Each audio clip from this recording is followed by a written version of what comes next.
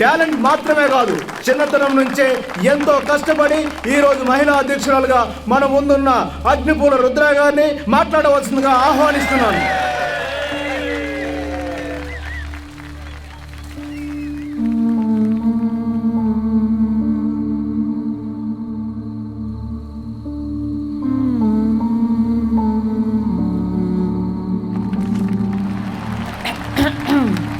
తల్లి భాషకు ముందుగా ప్రథమ వందనం. ఎన్నో పోరాటాల్లో పాల్గొన్న రాజకీయ భీష్ముడు లాంటి అధ్యక్షులకు తెలుగు తేజమై ప్రకాశిస్తూ వేదికపైనున్న జిల్లా కార్యదర్శి గారు, విద్య అమాత్యుడు, అందంలో మన్మథుడు, బుద్ధిలో పండితుడు, మహిళా రక్షకుడు, ఆవేశంతో గర్జించే వీరులారా, ధీరులైన నారీమణులారా, అందరికీ అగ్నిపూల రుద్ర చేస్తున్న వినయపూర్వక నమస్కారాలు.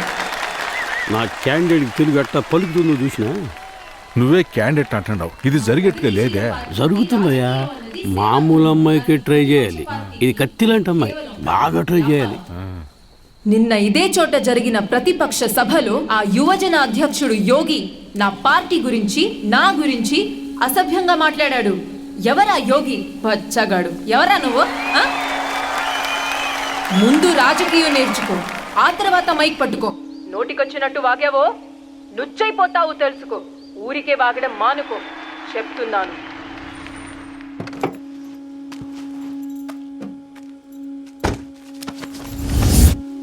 ఏంటేది? నువ్వు మాత్రం నన్ను ఒక సభలో నోటిది పొగరబోతే దీన్ని తిట్లా? అందుకని నువ్వు నన్ను రే అంటావా?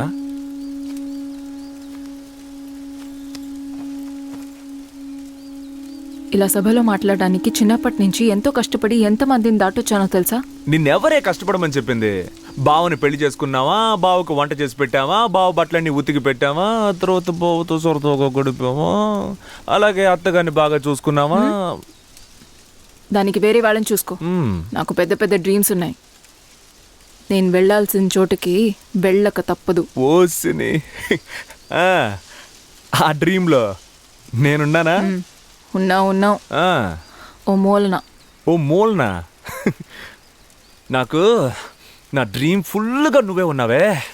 రాత్రి కూడా మన డ్రీమ్లో మనం ఏం చేసామో తెలుసా? ఏం చేసాం? ఏం చేసామంటే చేస్తేనేగా తెలిసేది. విసిరి బారే, కాటేసిద్దేమో. చెప్తుంటే వద్దు, విసిరే. చెప్పాను కదా నీకు, ఏమైందో చూసావా? ఏం కాదు, వదిలే. ఇండియాలో ఉండే 70% పాములకు విషమే ఉండదు. మనమే భయపడి ఏదే. రుద్రా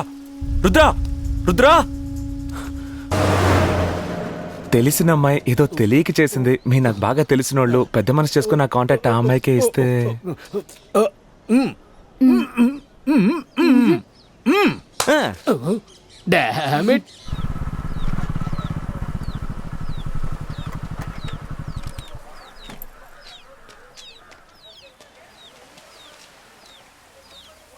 ఏంటండి, కోళ్ళు గోడతో పారిపోయాయా ఏంటి? బామ్మగారు, ఏం జరిగింది?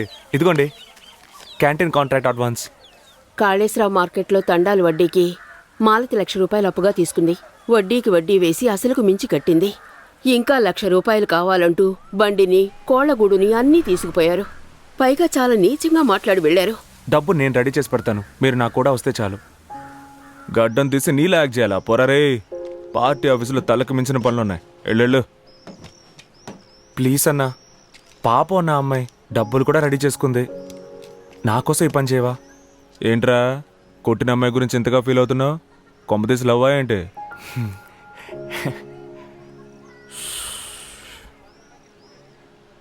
నీ లవ్కి హెల్ప్ చేయబోయి నా లవ్ మటాష్ అవుతురా. రుద్రకి నాలో నచ్చింది నా గడ్డమే. వెళ్ళి పని చూసుకో పో అన్నా. అలాంటిది అని కొట్టాడు.